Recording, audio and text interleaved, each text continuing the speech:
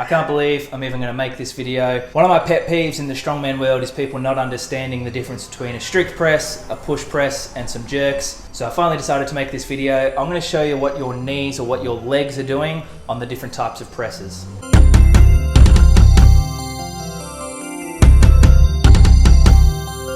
First one is the strict press, also known as a shoulder press. I call it a strict press because that means you're strictly using your upper body, and that's just easier for people to remember. The knees start locked out and they end locked out. Couldn't be any more basic. You're not going to be able to move as much weight as possible with this, so you're building shoulder and core strength. Specifically for the log, I find it suits bigger people a lot more, people that literally are bigger and come out further this way. They have more room to sit the log on and they can just press from there. And also people that have a smaller arms or a shorter humerus, this bone here, it's easy for them to keep their forearms underneath the log like this. For someone like me with long arms and rounded back, my humerus is really far in front of the log, so I'm pressing from here, whereas other people are able to press from back here. Anyway, that's a strict press, pretty damn basic.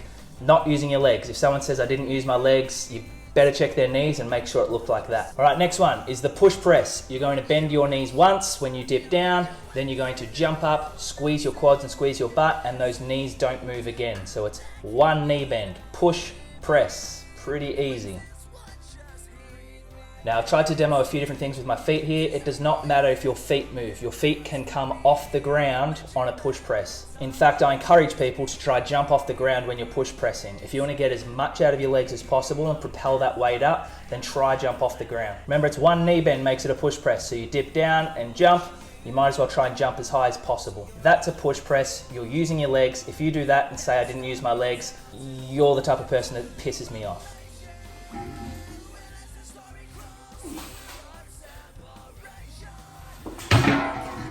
Even if you take a few steps like that rep then, that was still a push press. It was a pretty sloppy one, but I only bent my knees once. Push press. All right, now the jerks. We've got two different types of jerks and they've got different names. This first one here, I call a push jerk. Some people might call it a power jerk. You're bending your knees, dipping down the same way as a push press, jumping up and then jumping back underneath the log or barbell. That's called a jerk, when you jump underneath something.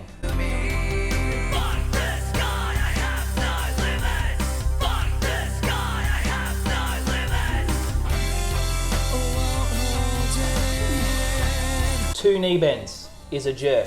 If your feet stay where they are or go to the side, we call that a push jerk or a power jerk. That's still using your legs, it's not cheating. You will be able to move more weight with this than a push press. You just got to find which one's right for you. No right or wrong for everyone. And lastly, my favorite, the split jerk. Same thing, two knee bends. So your knees go down as you dip, you jump up and jerk underneath it, just like the push jerk, this time splitting your legs. Doesn't matter which foot or which leg you move forward, that is a split jerk. You are jerking because you're jumping underneath it. Pretty damn easy. It's not cheating, you're just getting the weight overhead however you can. I prefer the split jerk over the power jerk for anyone that has some upper body mobility issues. Split jerking allows you to get under the weight slightly slower. The weight can be further in front and you've got that front foot in front, so you can push back and you don't have to get under the weight as fast. Anyway, that's the 4 variations. It's pretty easy. I don't want to insult the people that already know this, but I think in the strongman world, people find this really confusing. So hopefully this helped you. And if it helps you, then it helps me be pissed off less when I see your Instagram posts saying that you didn't use your legs. All right, have a good one.